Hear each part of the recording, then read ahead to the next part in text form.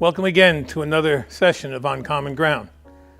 Today my guest is Anthony Smith of East Hanover, New Jersey. Welcome, Anthony. Thank you so much for having me. Anthony, tell us what year are you in? I'm a junior. And your major? Business management finance. And how's it going?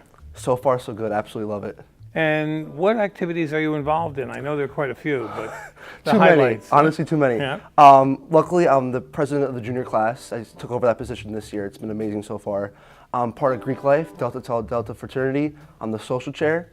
I sit on the interfraternity council as the VP of programming, so I plan Greek Week and other programming events for Greek Life. Peer ministry, campus ministry.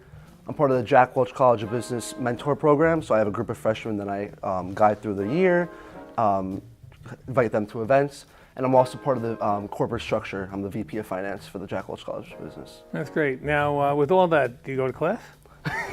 Everybody asks me that, but somehow I do find time to go to class. That's I said great. I should start majoring in like extracurriculars because I'm always doing something. And what department in business are you majoring in? Finance Oh, and, great. and management, so a little bit of both. Good. Now, what is your philanthropy for your fraternity, Delta? So our local philanthropy is raising awareness against sexual assault and domestic violence. And as you know, we do a lot in the local community and outside of Sacred Heart.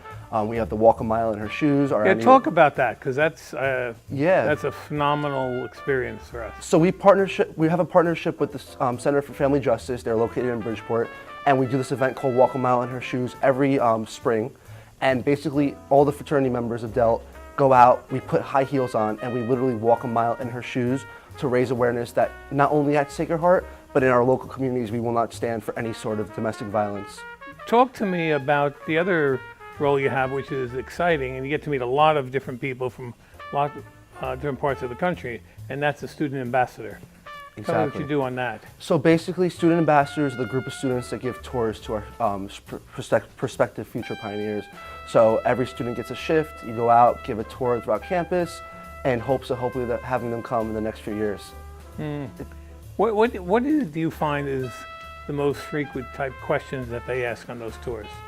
They always want to know about the food, that's the biggest one. And the joke I give is that you can tell I actually eat a lot, so I promise you the food's good.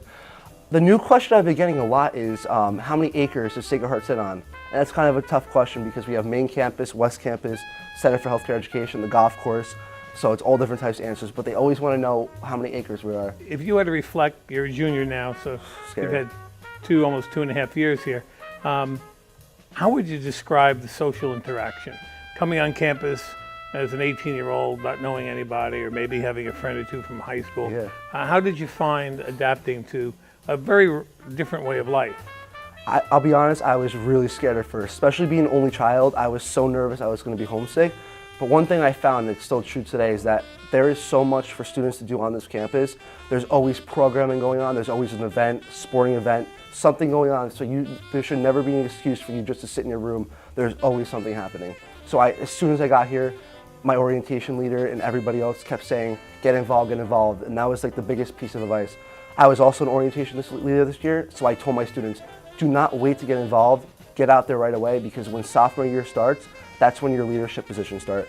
I got involved right away freshman year, and I was very fortunate to join the student events team executive board my sophomore year, and that from there has opened up so many doors for me. If you had to look at all, because you have a variety of experiences, which do you feel has helped you mature and grow the most? I'd say honestly my position right now is junior class president because it's my responsibility. I have a board of junior students. We have to plan different events, community service events. So overseeing that, I'm also on the executive board of student government, so relaying that information. I have one-on-ones with all my board members. I have office hours every week. I have one-on-ones with my advisor. So it's a lot of different moving parts, but it's really stressed how crucial time management is. And just as we close, I always ask these two questions. For you now, where have you found to be your favorite place on campus? I honestly say Holy Lounge because I feel like I'm there 24/7, whether I'm in the student government office, student activities, student life, Greek life. I feel like every single day, whenever I have a free second, I'm bouncing around between those offices. Okay, that's good. Yeah, I get a variety of very interesting answers on that. One was the alcove of the side of the chapel, which I thought was great. Beautiful. And the last question is, if you had to describe the Sacred Heart in a word, what would you say to someone listening? Incredible. it's nothing what I would have imagined. I was nervous coming in, but this was honestly the best decision I ever made in my life. Great. Well, hopefully you'll have a great junior year and I hope so. well on to the senior. Thank you. Thank you Thank much, you so much, Anthony. Dr. V.